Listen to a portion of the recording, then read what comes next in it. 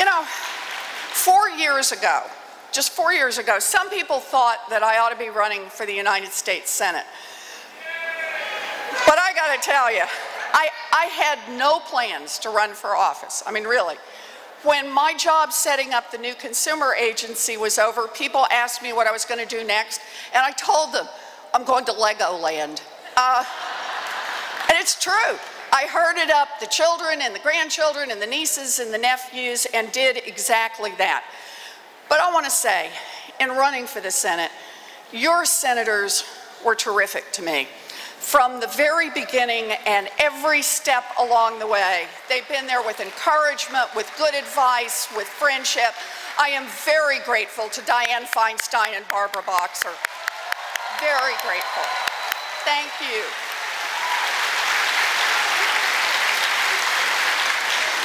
I also owe a big debt to a California Congresswoman. She is the top Democrat on the House Financial Services Committee, and that has put her on the front lines in the battle with Republicans as they try to help out their big-time Wall Street friends. We are all lucky to have such a tough fighter on our side. Thank you, Maxine Waters. Thank you. Yep, go Maxine. Yes. And then there is our leader, or as I like to think of her, the once and future speaker. Nancy Pelosi's the best. Think about what it's like to stand up to the House Republicans day in and day out, to fight back as they vote over and over and over again to repeal health care, over and over to roll back women's rights, over and over to undercut financial regulation. Nancy is caught in the worst sequel ever to Groundhog Day.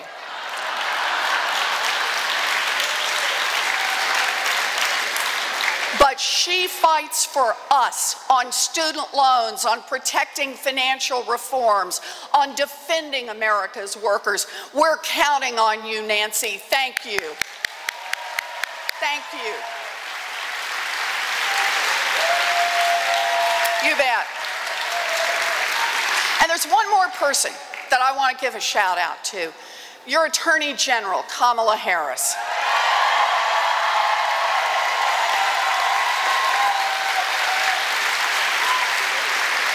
I've got a long-term personal relationship with Kamala.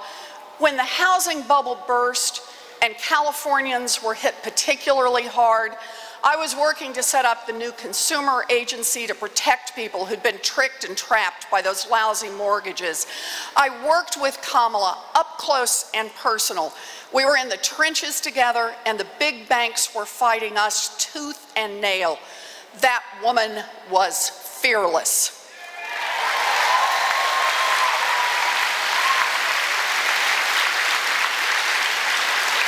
And then, when I ran for the Senate, she showed up in Massachusetts and helped me build a victory. Kamala is a real friend, and I am deeply grateful to her. She's terrific. This country needs strong leaders like Dianne and Barbara and Maxine and Nancy and Kamala, and I'll tell you why. And I'm not going to sugarcoat this. The game is rigged. Washington works great if you're a millionaire or a billionaire or a giant corporation. Washington works great if you can afford to hire armies of lobbyists and lawyers. But Washington is not working for California families, and it's not working for America's families. And we're here to change that. That's right.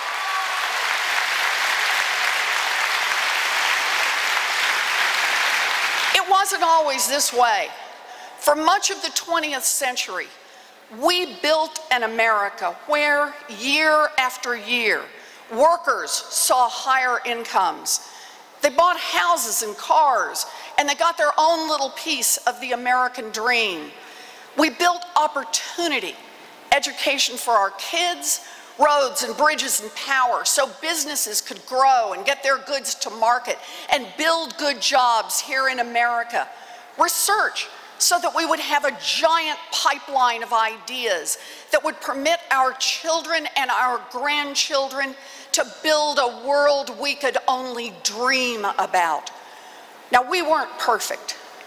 Women, blacks, Latinos, Asians, gays, lesbians, transgendered people, we were unwelcome in many places. But this country was headed in the right direction.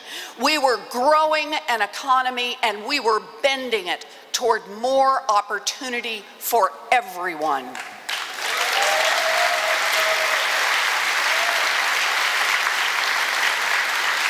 And in those years, from 1935 to 1980, the 90% of America, everybody not in the top 10%, the 90% of America got 70% of all the income growth in this country. Think about that. We were a country where families in the middle, families below the middle, even poor families, had a fighting chance to build something. We were remarkable.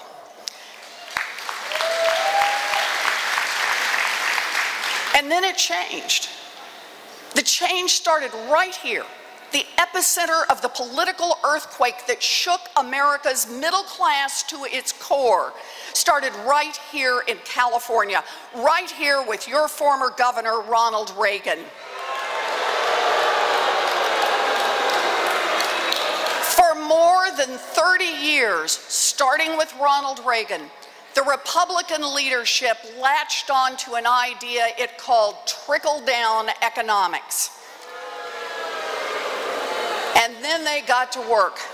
They attacked wages, they attacked pensions, they attacked health care, they attacked unions, they attacked education, they attacked science, they attacked financial regulation, they attacked all the pieces that had built America's great middle class coming out of the Great Depression.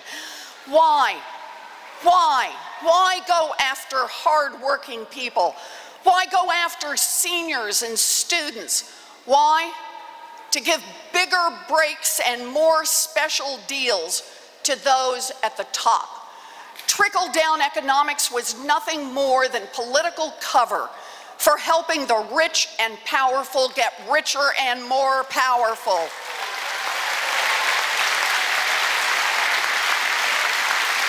Trickle-down economics cut the legs out from underneath America's working class. And those policies didn't end just in the 1980s. I want you to just look at the Republicans who are running for president in 2016. Sometimes I listen to them and I think, whoa, you didn't go to Legoland. You went to Fantasyland. I mean, really, some of these guys took one spin too many on the teacups ride just across the street.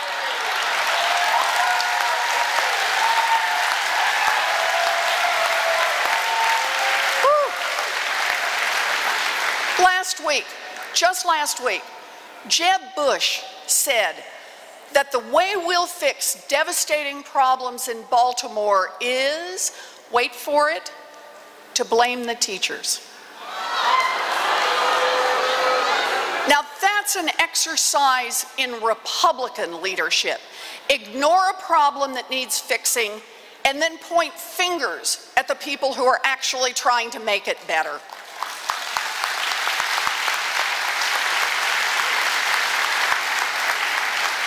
Wisconsin Governor Scott Walker recently announced a $300 million cut to the University of Wisconsin system. That is 13% of their public university system's budget, and said, and I want to quote on this, "This plan protects the taxpayers and allows for a stronger University of Wisconsin system in the future." There's another exercise in Republican leadership. Cut taxes for billionaires and giant corporations, and then say there's no more money for anyone else. Don't believe me? Check out Rand Paul. Senator Rand Paul has justified voting against the minimum wage by saying, and I want to quote here, "It's a fact, an economic fact, that when you raise the minimum wage, the people that are hurt the worst are minorities and kids." You heard me correctly, hurt. And there's another exercise in Republican leadership. Crush people's opportunity, then tell them how lucky they are to work full-time and still live in poverty. Tell them those low wages are good for their children. That's ugly.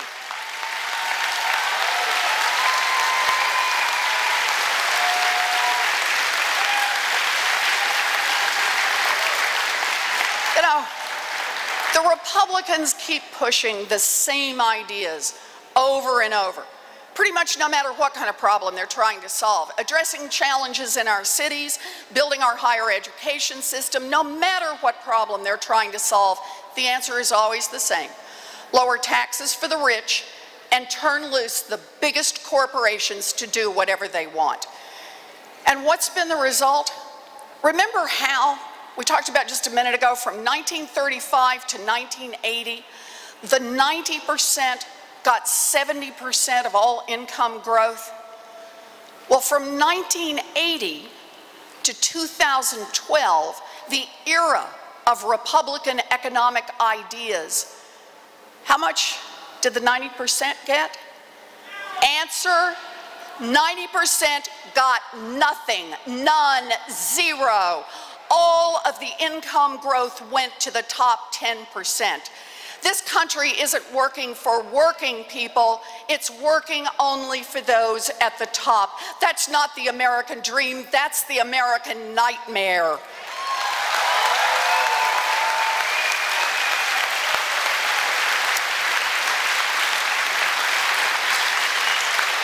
Now, we can whine about it, we can whimper about it, or we can fight back. Me, I'm fighting back. I'm fighting back. Are you ready? That's right.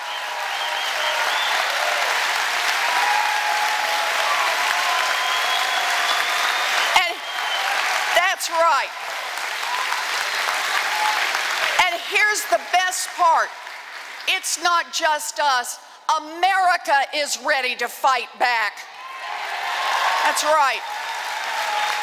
When we stand together, when we make it clear what we believe in, America is ready to stand with us. Why? Because this isn't just about politics. This is about values. This is about our vision of who we are and what kind of a country we're going to build. So let's remind ourselves what we get up for every day, what we believe in all the way down to our toes. We believe that the law applies to everyone, and that includes fancy executives and Wall Street banks. Accountability, we're willing to fight for it.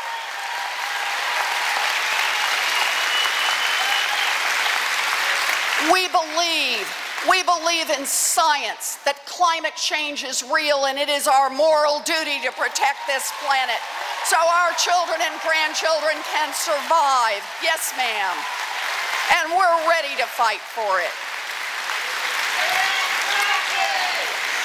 We believe that no one should work full-time and still live in poverty, and that means raising the minimum wage, and we're willing to fight for it.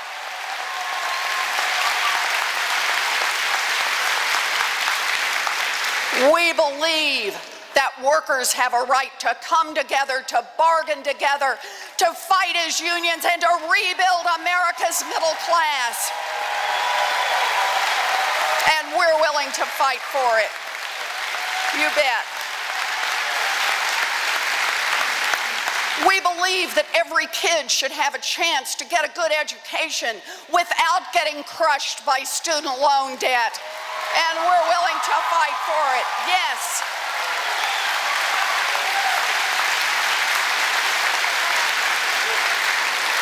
We believe that after a lifetime of hard work, seniors should retire with dignity, and that means protecting Social Security, Medicare, and pensions, and we're willing to fight for it.